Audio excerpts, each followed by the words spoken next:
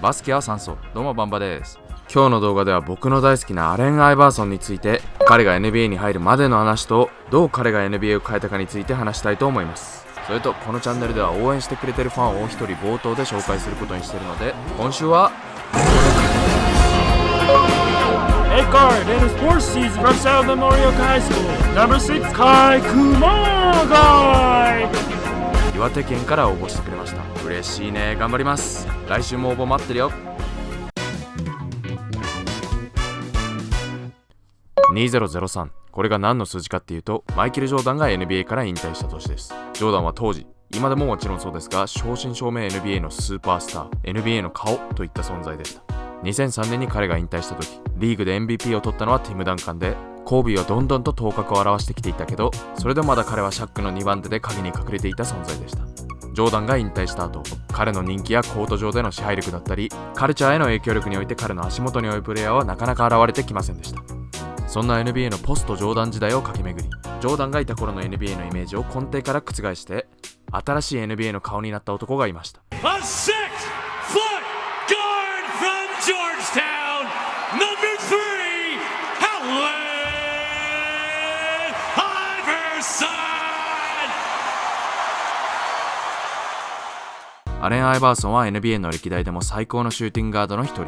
身長は183センチ、体重は75キロと NBA の中では相当小柄な選手でしたが、 NBA で得点王に4回、スティール王に3回、そして2001年にシーズン MVP に選ばれた伝説的な選手です。 With the first pick in the 1996 NBA draft,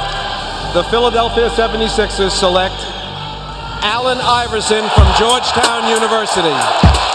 アレン・アイバーソンは1996年の NBA ドラフトでフィラデルフィア 76ers から1位指名を受けました。彼はジョージタウン大学からアーリーエントリーをして NBA 入りを果たしましたが、それは貧しかった家庭を支えるためと病気の妹の医療費を賄うための決断でした。アイバーソンはバージニア州ハンプトンで当時15歳だったお母さんのもとに生まれました。2人が当時住んでいた家は下水処理場の上に建てられていたため、処理場のパイプが破裂するときにはいつでも悪臭が漂ったそうです。また貧しさから賭けバスケで食いつなぐ日々も多々あり、もし勝てなければ明日の食事にありつけないといった日々の連続だったそうです。自分のスポーツでの成功が家族を救う唯一の方法だと責任を一身に背負い、高校生の時には彼の通ったベセル高校をアメフトとバスケットボールの州のチャンピオンに導き、なんとその両方のスポーツで最優秀選手賞に選ばれました。彼がバスケを始めたのはアメフトよりも後でしたが、当時のコーチ曰く10歳の頃にはすでに16歳の少年がプレーするようなレベルでプレーしていたといいます。そしてもう一つ、当時のコーチが言うには、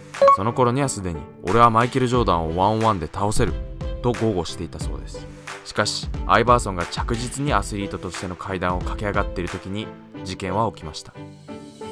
白人警官による黒人射殺事件など、今日においてもレイシズム、人種差別の問題は根強く残っていますが、1993年に当時17歳だったアイバーソンが友人を連れてボーリング場に遊びに行った時、そこに居合わせた白人の集団の人種差別的発言が発端となり、乱闘事件にまで発展してしまいました。この事件がおかしな理由は、アイバーソンとその3人の友人だけが容疑者とされ、彼らが全員黒人だったことです。そしてアイバーソンは主犯格と判決が下り、懲役15年の有罪判決を受けたのです。アイバーソンは刑務所で4ヶ月を過ごし、結局95年には無罪判決が下り、無実の罪を着せられていたことが明らかとなりましたが、これは大学進学を控えていた彼にとって大きな痛手となり、あれだけの実力を持ちながらどのバスケの名門大学も彼にオファーをするのを躊躇したのです。 I want to thank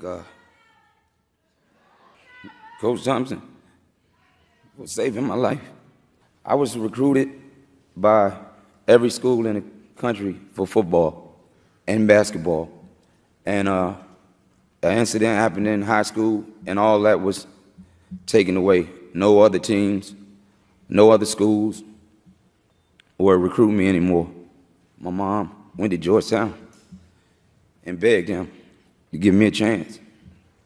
and he did.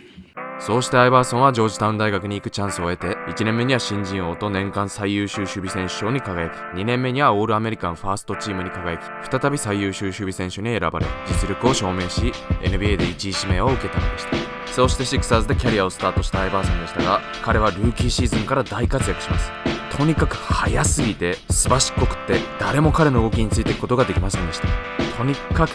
アイバーソンのクロスオーバーは手がつけようもありませんでした。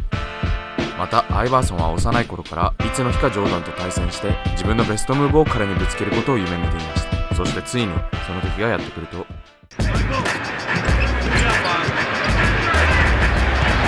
Iverson has Jordan. The crowd is into it. Allen shakes free. Gets two! You know, you want to be fast like Isaiah, shoot like Bird, rebound like Barkley, pass like Magic, be dominant like Shaq. But man, I wanted to be like Mike.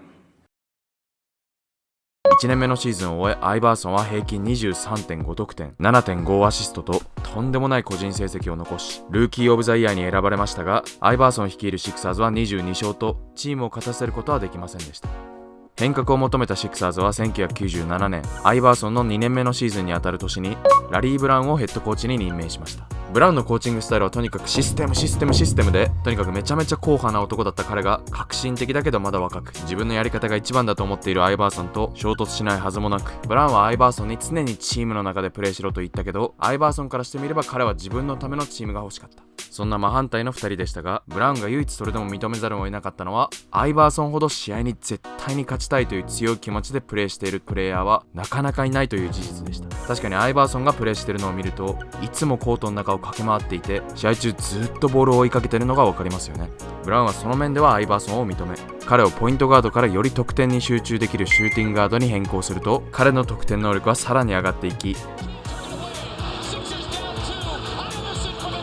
チームは1998-99シーズンについにプレーオフへの出場権を勝ち取りました。プレーオフ1回戦でシクサーズは6位シードながら3位シードのオーランドマジックをアップセットします。しかしセカンドラウンドではインディアナペイサーズにスイープされてしまいます。そして翌年のプレーオフでもペイサーズに敗北してしまい、とにかくアイバーソンとシクサーズはレジー・ミラーが倒せませんでした。また2000年にはアイバーソンとブラウンの関係が修復不可能なレベルにまで達しており、それはブラウンがチームのために決めたルールをアイバーソンが守らなかったことによるものでした。それでも反省の色を全く見せなかったアイバーソンに対してシクサーズは本気でアイバーソンをトレードすると決意し、デトロイトピストンズへのトレードがほぼ決まるところまで状況は悪化しました。アイバーソンからすれば離婚届を突きつけられるようなものです。朝起きるたび怖かったとアイバーソンは当時のことを振り返りますが、シクサーズでキャリアを終えると信じて疑っていなかった彼にとって、朝起きたら自分は違うチームにトレードされているかもしれないという恐怖は相当なものだったと思います。どうすればいいか。この状況を打破するためにアイバーソンは自分にひたすら問い続けました。そしてコーチ、俺は変わる。あなたが俺に腹を立てていたこと、俺は全部変えられると自らブラウンに伝えに行ったのです。アイバーソンが25歳の時でした。 He once told me he wanted to have a relationship with me that the great athletes have with their coaches. この日を境にアイバーソンはチームのリーダーとして、そして一人の人間として大きな成長を遂げたのです。彼はコーチとチームメイトを信頼し、彼らの意見にも耳を傾け、コーチの戦略で試合に臨むようになったのです。アイバーソンの成長とともにシクサーズは大躍進を遂げます。2000年、2001年のシーズン、アイバーソンは平均 31.1 得点を記録し、シーズン MVP に選ばれました。アイバーソンはシクサーズをシーズン56勝26敗、イースト1位の成績に導き、プレーオフ1回戦ではインディアナペイサーズとレジー・ミラーを3度目の正直でついに倒し、2回戦では正真正銘当時の NBA で正統派のスーパースターであったビンス・カーターとダークヒーロー対正統派のヒーローといったような図式の戦いを繰り広げます。そして第7戦にまでもつれ込む大接戦の末、アイバーソンはラプターズに打ち勝ちます。続くカンファレンスファイナルではレイ・アレン率いるミルウォーキーバックスと対戦。プレーオフを通して厳しいチェックにあっていたアイバーソンの体はすでにボロボロになっており、それは1試合の欠場を余儀なくされるほどでしたが、第7戦にまで及ぶ死闘を制し、ついにアイバーソンとシクサーズは NBA ファイナルの舞台にまで駆け上がってきました。シクサーズを18年ぶりにファイナルに導いたアイバーソンの相手はシャッキール・オニールとコービー・ブライアントが率いるロサンゼルス・レイカーズでした。レイカーズはプレーオフでなんと無敗。216センチのオニールがベストプレイヤーであるレイカーズに対して、シクサーズのベストプレイヤーであるアイバーソンは183センチ。シクサーズは完全な挑戦者扱いで、誰もがレイカーズのワンサイドゲームになると予想していたシリーズ第1戦で、アイバーソンは神がかり的なパフォーマンスを披露します。Kind of baskets for the Lakers, you don't want to give Iverson layups. この試合でアイバーソンは48得点を1人で取り、アウェイのステイプレスセンターでなんとシクサーズを勝利に導きます。Iverson, bothered by Lou. Iverson. How about that? And steps over Tyronn Lue. バスケ部の人だったら誰もが一回は真似したムーブなんじゃないですかね。クラッチタイムでシュートを決めて相手をまたぐ。アイバーソンにまたがれた男として話題になりすぎて、これでティロン・ルーの名前を初めて知ったって人も多いんじゃないですかね。もしこの試合のアイバーソンのハイライトをまだ見たことがないって人がいたら、この動画を見終わり次第速